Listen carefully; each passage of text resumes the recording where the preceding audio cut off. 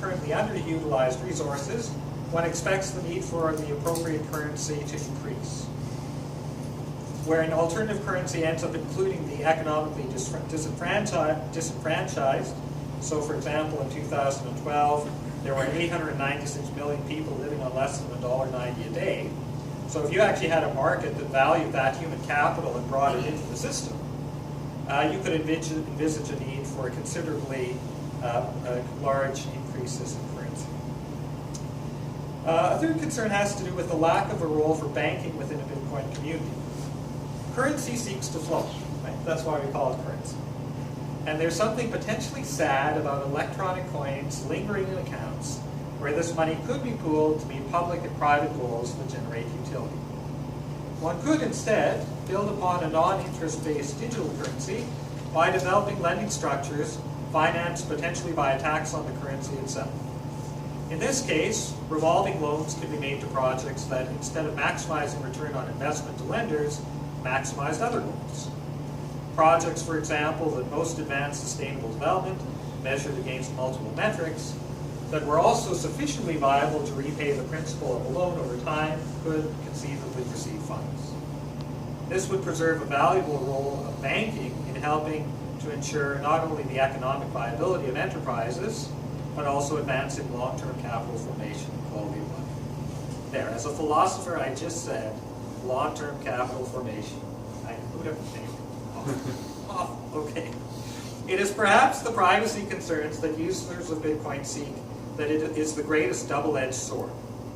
Alternative digital currency concerns could reasonably be designed to protect the privacy of consumers over and against corporate interests seeking to exploit this data collection, and that might be quite a good thing. However, many of the criticisms of Bitcoin have to do not with this form of privacy, but rather those seeking to engage in transactions deemed unlawful by governmental authorities.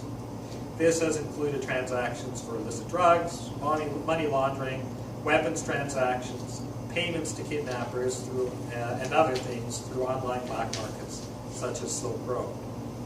An alternative currency governing the market and acting at a higher ethical standard should reasonably seek to be more open, not less, in relation to governments monitoring specific kinds of transactions deemed unlawful. It might be that users of the currency itself subscribe to constraints even higher than what a government stipulates as unlawful activity.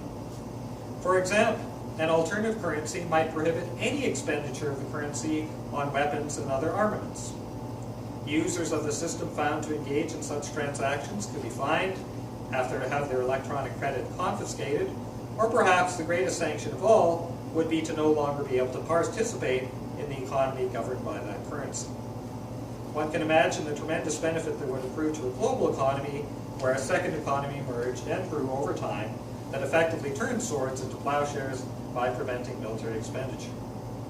On the other hand, an alternative economy might specify that users of the currency seek to build a global knowledge pool by allowing anyone who participated in the alternative platform a free license to the intellectual property of any other company on the system.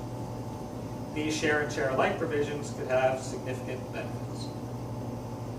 The enforceability of these higher standards could employ similar vehicles to those of the free software movement, where organizations like the Free Software Foundation ensure the legal terms associated with the use of free software are complied with and legally enforced through copyright law.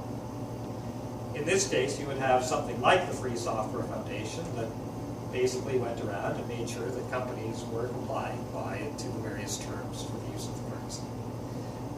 Governments could again create a legal space in legislation for alternative currencies to be created that allowed for the enforceability of contract terms over the community of users of the currency.